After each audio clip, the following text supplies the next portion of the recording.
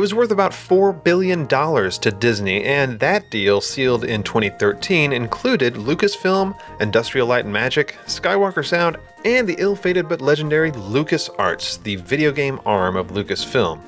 Though LucasArts created tons of games and original IP, their unique advantage was their ability to tap into the Star Wars universe like no other company could. And they did. I can think of a bunch of Star Wars games from the 90s that were really solid titles, but Dark Forces, released in 1995 for DOS PCs and Mac computers, and later in '96 for the PlayStation, is near and dear to me. Dark Forces is the first in the series of games now referred to as the Jedi Knight series, which follows the story of Kyle Katarn, an Imperial officer turned mercenary. In Dark Forces, he's like a poor man's Han Solo with the personality of a moist cardboard box. This could be interesting. Alright, I'm in. He does, however, have the advantage of definitely shooting first. Special edition films be damned. Certainly. Through the game's requisite story crawl, you learn that you've been hired by the rebels to steal the plans to the first Death Star. It's in this first mission, which also served as the game's playable demo back in the day, that you carry out this job. But it's really after this mission that the real story arc begins. This is too easy. Now to get to my ship. Kyle, along with his partner Jan Ors, is then hired to investigate a rebel base destroyed by a mysterious new adversary. It eventually comes to light that a new type of mechanized stormtrooper, the Dark Trooper, has been wreaking havoc across the galaxy. Your task is pretty straightforward, save the rebellion-type stuff. Track down where they're being manufactured and destroy every last one of them. Between many of the 14 levels, you get to watch brief cutscenes that tie the story together, complete with voice acting that, while not always authentic, is pretty freaking good. Even Darth Vader sounds just about right. A noble cause, General. I hope the demonstration lives up to your claims. Proceed. While you could make the argument that there are other first-person Star Wars games before Dark Forces in the form of flying shooters, this is the first one that we would recognize today as a traditional first-person shooter. Using a game engine with technology very similar to the early Doom games, Dark Forces was often accused of being a Doom clone, a fate of many first-person shooters of the time. But the Jedi game engine, as it's called, does things that the id Tech 1 or Doom engine does not. The Jedi engine allows for multiple sectors to exist on top of one another, giving the maps in Dark Forces added realism and complexity. The engine also allows the use of colored fog like the rusty atmosphere of the Gromus Mines level. It's also capable of some really neat lighting effects that add to the Star Wars-y feeling. I mean, this was the first game that I had ever seen working spotlights in.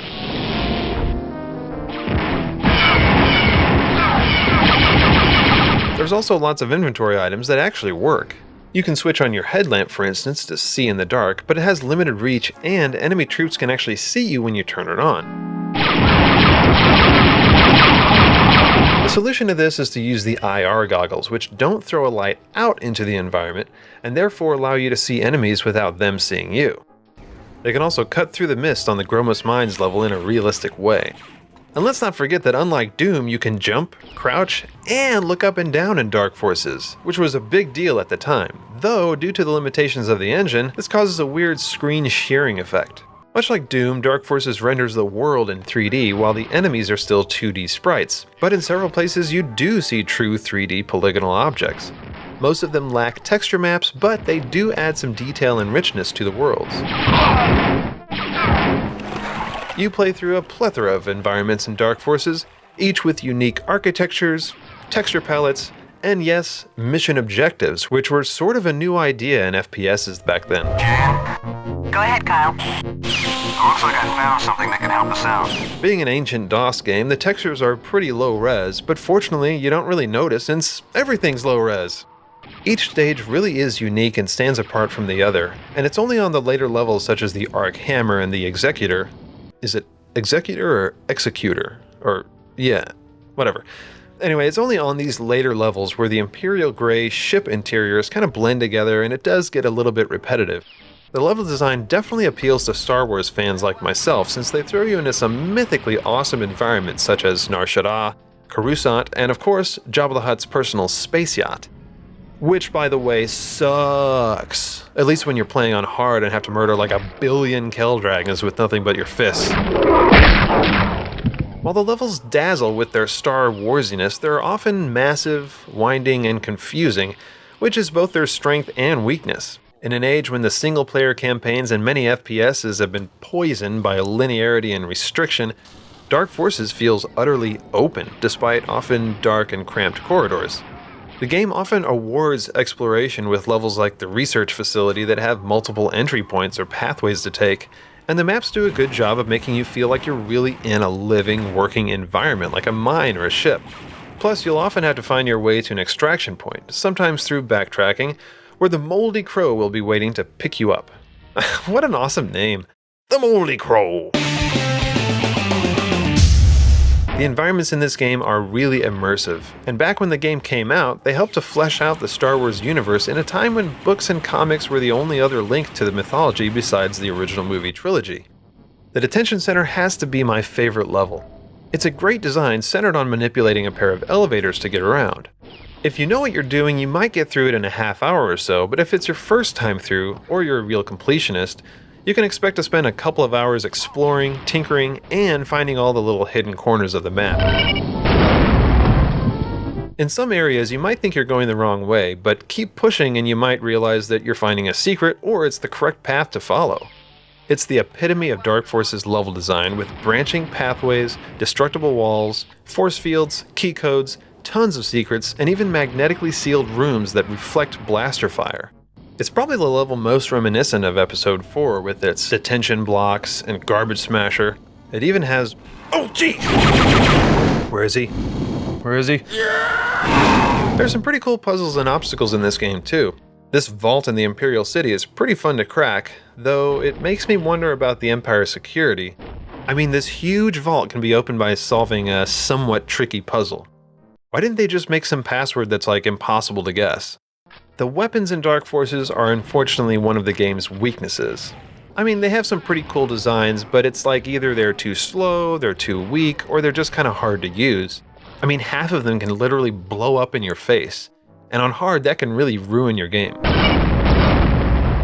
The game was innovative for its time with its inclusion of secondary fire modes for the weapons, though.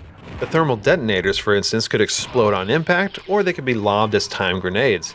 But again, they can be pretty hard to use.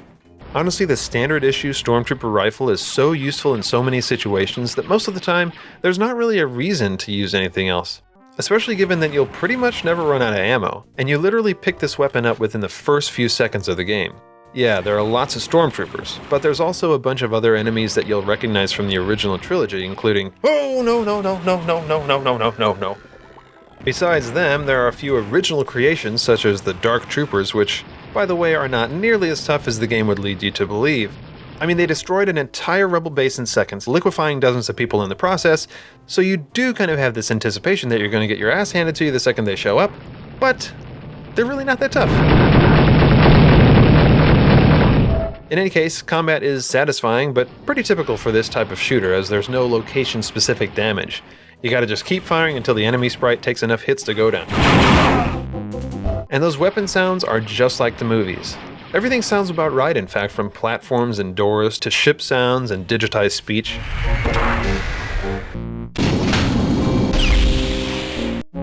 You there, stop where you are.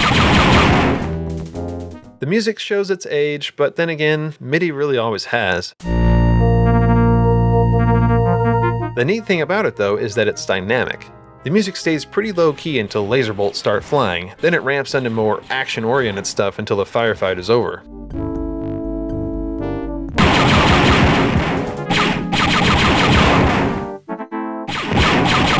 I definitely recommend picking Dark Forces up, especially if you're interested in older FPSs and/or Star Wars games, and there's a few different ways of going about doing so.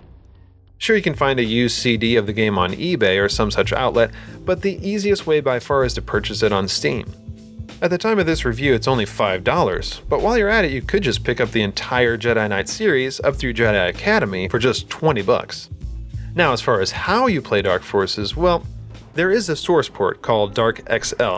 Now, this lets you play at high resolutions and with a modern keyboard mouse configuration. It also includes some graphical updates like colored lighting and highlight bloom, and it updates the MIDI instruments from the original DOS version, but in my opinion, this isn't the way to play. Technically, this thing is still in development, and I had some problems with it. There wasn't any music during the cinemas, and I was getting stuck on random sprites for some reason. I'm guessing it's because, unlike Doom, LucasArts never released the source code to Dark Forces, so developers have really had to reverse engineer the game. But I prefer to go lo-fi with Dark Forces and run it in DOSBox. The mouse control is a little archaic, but the emulation is flawless, and in my opinion you get an authentic experience this way. That is, staring off into the distance trying to determine if that clump of pixels is a stormtrooper or not. Dark Forces isn't just based on one of the biggest licenses in history, it's actually a solid game in its own right, nostalgia and Star Wars nerdery aside. So what memories of Dark Forces do you guys have? Leave your thoughts in the comments section, and thanks for watching.